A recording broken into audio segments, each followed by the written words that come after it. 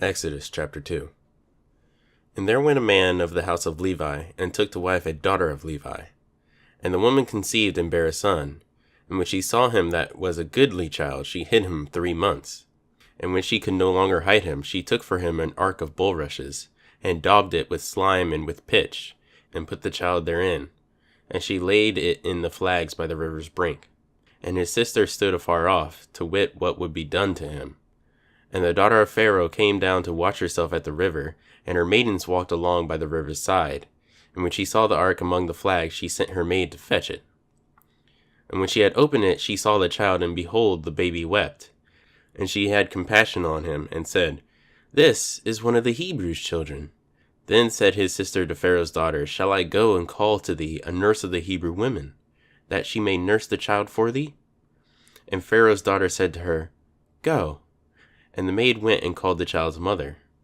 And Pharaoh's daughter said unto her, Take this child away, and nurse it for me, and I will give thee thy wages. And the woman took the child and nursed it. And the child grew, and she brought him unto Pharaoh's daughter, and he became her son. And she called his name Moshe, and she said, Because I drew him out of the water. And it came to pass in those days, when Moshe was grown, that he went out unto his brethren, and looked on their burdens, and he spied an Egyptian smiting a Hebrew, one of his brethren. And he looked this way and that way, and when he saw that there was no man, he slew the Egyptian, and hid him in the sand. And when he went out the second day, behold, 2 men of the Hebrews strove together. And he said to him that did the wrong, Wherefore smitest thou thy fellow? And he said, Who made thee a prince and a judge over us? Intendest thou to kill me, as thou killed the Egyptian? And Moshe feared, and said, Surely this thing is known. Now when Pharaoh heard this thing, he sought to slay Moshe. But Moshe fled from the face of Pharaoh, and dwelt in the land of Midian. And he sat down by a well.